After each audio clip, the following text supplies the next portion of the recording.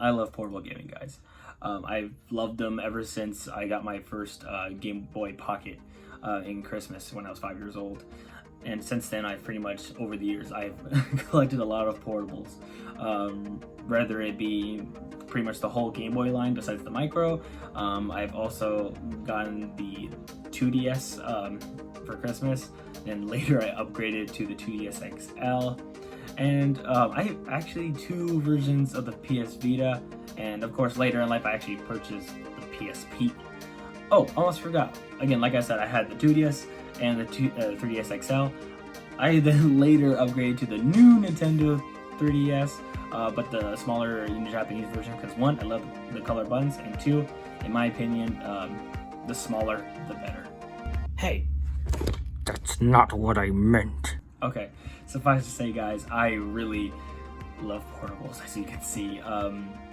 And right now, I'm really into my Nintendo Switch, specifically right now, because they put my childhood game, SpongeBob Battle for Bikini Bottom, on there, so I've been playing it a lot. But again, besides that, over the years, I would say probably, correct me if I'm wrong, when they started the project, I saw 2 YouTubers' videos. One was Angry Helder, and Pseudomod, also known as Wormy. I saw their video on this little console they built, and I just thought it was the neatest thing, and I had to build one. I was a little nervous back in the day because I'm like, it was just a kit. I had to put everything together, and I hadn't soldered. I had never messed with wires or ribbon cables before. And again, over the years, as you can see, I've been modding my old Game Boys, and so I figured now's the best time to get into it. Now, specifically, this version is the Minty Pi Lite. They created this so it's a lot cheaper for people to get into. So I pretty much thought, like, now's the time. And guys, doing this. Oh yeah, before I even put this video together, the original idea was to show you guys how to build this in my way.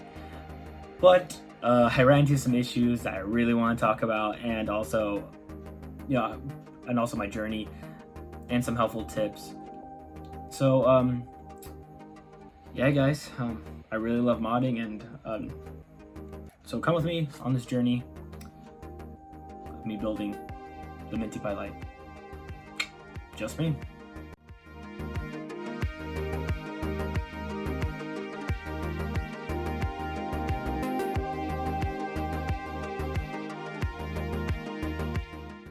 Okay, guys. I mean, quite honest, like I said, I'm just going to tell you my story on building this thing, and because, to be honest with you, Wormy slash Unimod has a better video on instructing you how to build this thing, and I'm just going to leave a link down below so you can watch it if you're interested. As of this recording, there's still some Minty Pi Lite parts up and are available. And no, I cannot tell you where to get these ROMs for the games because, technically illegal.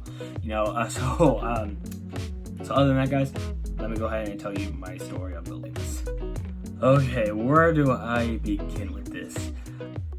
The most pain in the butt about this whole thing was probably the soldering of the this Raspberry Pi Zero W chip. You have to solder it to the button motherboard, and it's 40 pins, guys. And to be honest with you, if you mess this up, you will have to take it apart. And remember, this is liquid metal, so once it's on there, it's pretty rough to dismantle it. And to be honest with you, it took over, maybe took me like 30 minutes. And here's the thing, in Pseudomod's video, he told me, in his video, he said, to solder everything, then test the points. In my opinion, I think, and he probably thinks so too, especially if this is your first time, I would definitely solder one point and test it at the same time. And by the way, don't even try to do this without a multimeter. Don't do it, because, trust me, I had it in my head, but trust me, you are going to need this, because little things here and there can go wrong. If you're not experienced with this. Now, Pseudomod says to pretty much to put a little bit of solder and then stick your the pen, your soldering iron into it for like a few seconds. He didn't really specify in the video, in my opinion. This is how you're gonna know. I'm gonna show you in this clip. pretty much what you're gonna want to do is, again, like he just said, put a little solder in there and stick your pen down for a few seconds. But what I did was I twisted it a little bit, and once I hear a little squeak, I learned to take it off. And for the most part, I've done that for pretty much all 40 pins, and it came out great. All the points were good and everything. And definitely find a multimeter that has like sounds, because it'll be a lot easier. Oh yeah, 4th of July. So pretty much right after that, you are going, again, you're gonna have to take your time, do it one at a time. Trust me, it'll be a lot easier and painful, because if you make a mistake, that's fine. You can either use a sucker or use it was like a brass, some brass to get out some of the solder.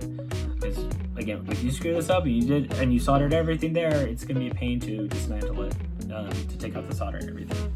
This is my test shell. I would highly recommend it. I would highly recommend it because if you're not, and oh, by the way, they do sell a Helder on his site. Again, I'll leave a link there below. He actually sells these Altoids tins.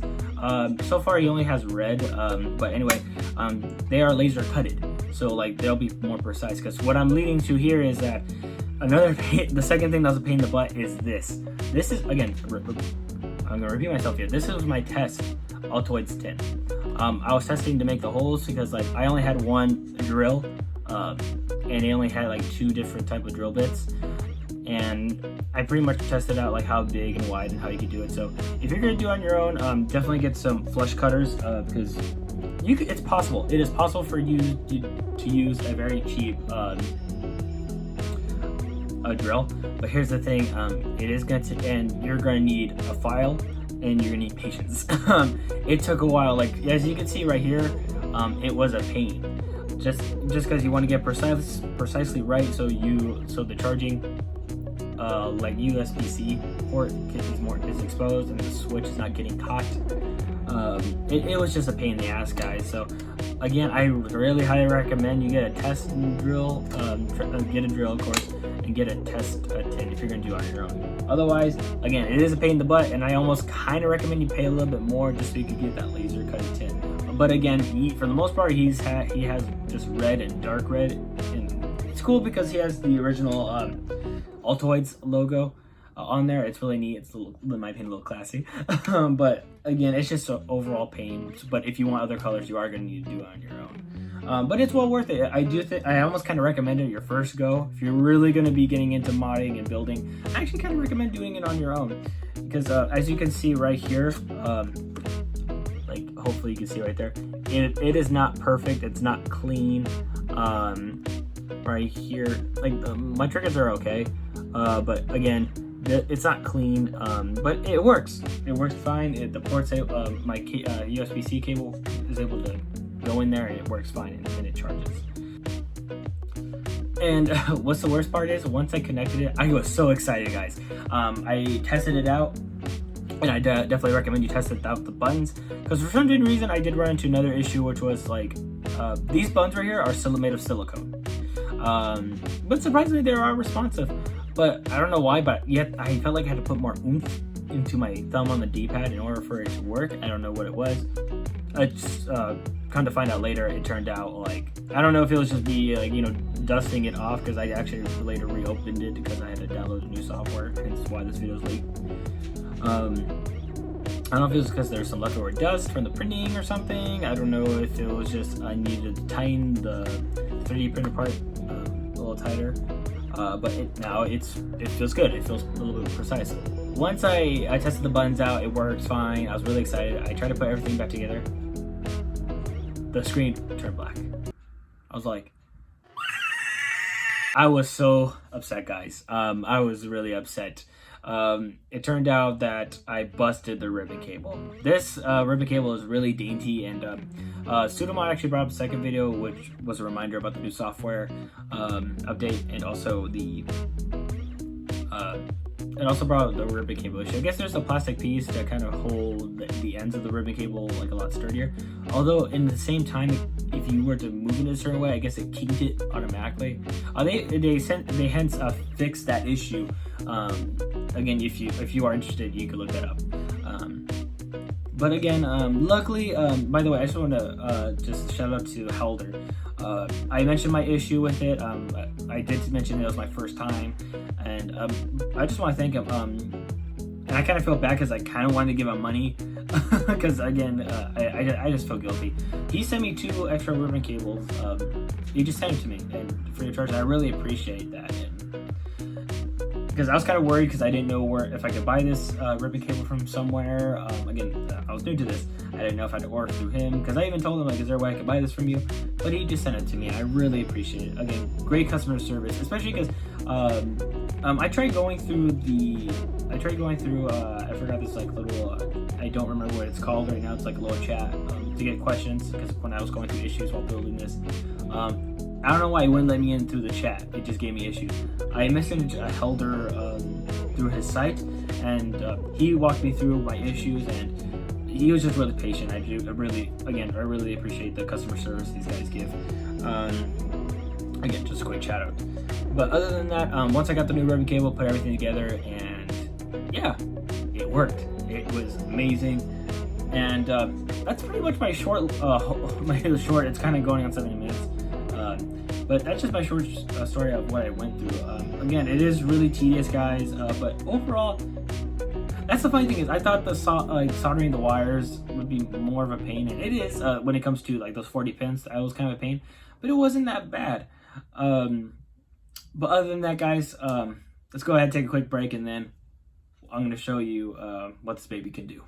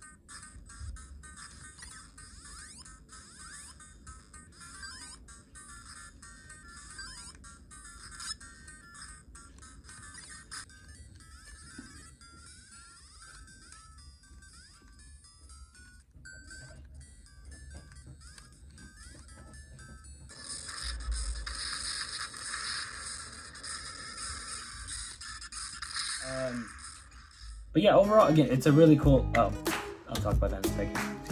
Oh yeah, just listen to this. Probably like, what is that? What is that sound? What it is actually,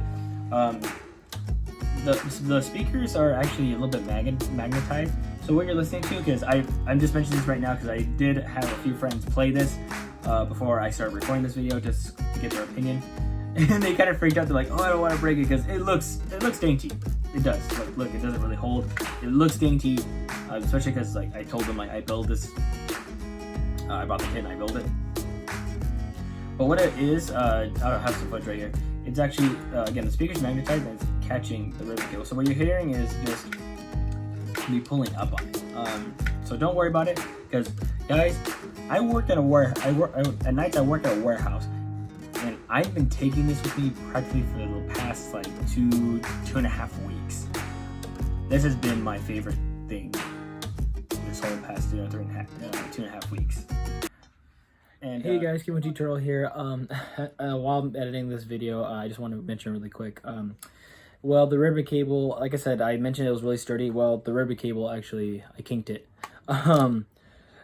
And that was because I kept on testing it, opening and closing it for you guys to test the durability. It lasted over about 2 months. I talked to a few people about this that have built this. They said like, well, of course that tends to happen because if you keep opening and closing, it's gonna weaken the cable. However, one person reached out to me. I can't remember the name on the top of my head, but he said it's possible. Again, this is my first time. It is possible to solder some wires to the screen. So again, thick wires are a little bit stronger than, of course, the ribbon cable. So I'm gonna try that. So I'll keep you guys posted on that one. But right now, I just want to tell you is yes, you can bust the ribbon cable if you keep opening and closing it. So, but if you're just opening it, to play it and just doing it casually, it should last you a long time. Like I said, when I was doing this open and closing thing test, it lasted for like over 2 months. This thing is awesome, and it's pretty durable, guys. Again, I work in a warehouse, and I'm bumping into things constantly, and again, it's a tin. It's not gonna handle a car running over it, or I haven't tried to drop it. Yeah, I'm not going to, but for the most part, again, it is pretty durable. However, I just want to get into some negatives here. I think I want to start with the easiest thing, which is the silicone buttons. When it comes to platformers, and I love platformers, you kind of need to slide your thumb over it, and I'm gonna have some footage here. Since these are made of silicone, my thumb, specifically when I play like, you know, some old Super Nintendo platformers, again, they use Y and B most of the time. When I jump and then try to slide for the dash button or hold it down, my thumb gets cut, and I have died multiple times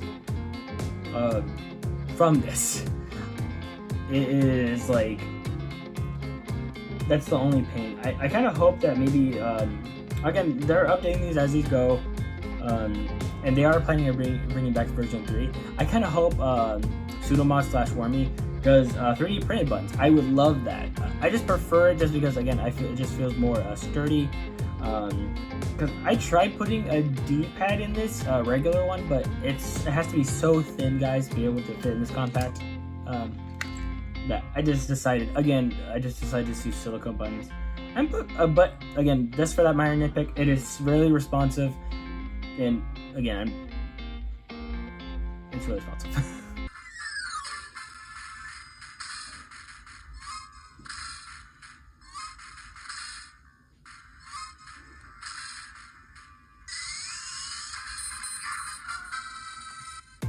And also, this, yeah. Again, it's able. This is just for it to hold the screen up a little bit. This arm here. I kind of wish. I'd be willing to pay a little bit more if somehow they could incorporate a ratchet. Just because, like, when I'm playing this, I mostly I like to have it up like this, and it can be done. But just if you're playing, it's gonna it falls.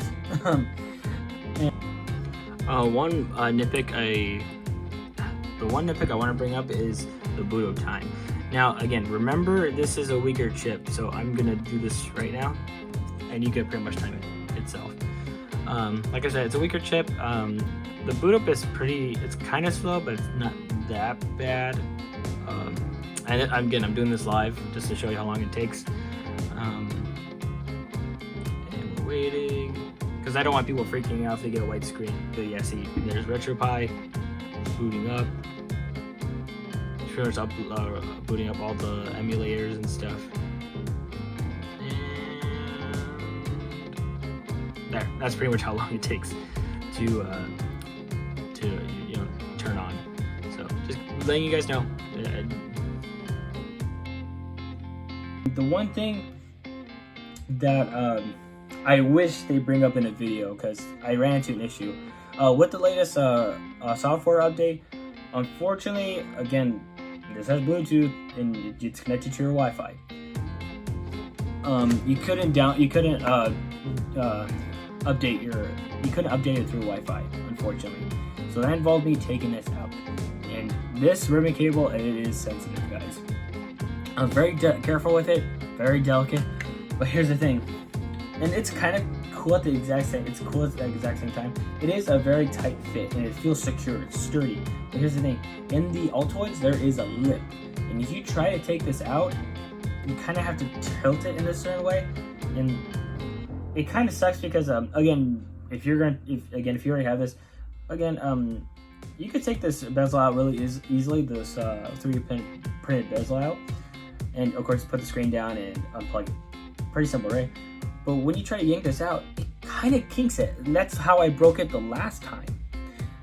Because the first time I did this, I forgot to put the arm because I was too excited, and I ultimately broke it. That's when I had to call hell during the two extra ribbon cables. I wish that Pseudomod and Angry Helder would make a video on how to take this out properly and safely. I'm actually going to plan on making another one. And specifically, I'm gonna put in a Bob Ross kit. I thought that'd be a little quirky and fun. I already have my kit with me. I'm just waiting for the chip and the micro SD card. But I am gonna see if I could do an update. I'm gonna use it on my test tin. I want to see if I could sand off the lip. And again, this is magnetizing the screwdriver kit that I have, and I'm gonna put a link to that because I've been loving that kit. It's been helpful throughout these whole mods. I'm hoping that like maybe with it, again with the screw and its metal, I'm able to pull it out safely, you know, instead of having to jiggle it around to get it out. And again, I have to repeat, I wish they put out a video on how to pull this out properly. Oh, hold on one second, guys. Just to give you a heads up, there's one more thing I forgot to forget. These are all 3D printed parts. There are like 2 3D printed parts that are whole, you know, the components and the screen. I would recommend sanding those because I don't know if you can see this. It kind of hits the, you see like the bezel at the end of the screen right here? If you don't sand it, it's gonna get kind of caught. So I would kind of sand the bottom a little bit of the frame, the black piece. If you plan on purchasing this, you're gonna want to sand it just a little bit, just so it doesn't get caught, so you have a smooth opening, so it's not hard. That's pretty much what I wanted to bring up, so let's continue with the video. Overall, guys, the Minty Pi Lite has been my favorite portable. And again, I have the Switch, I have most portable consoles, but again, just because it's in a very compact package, like I can slide this right in my pocket. But yeah, I've been taking this everywhere, like stores, drive-thrus. I've been taking it to work on a constant basis.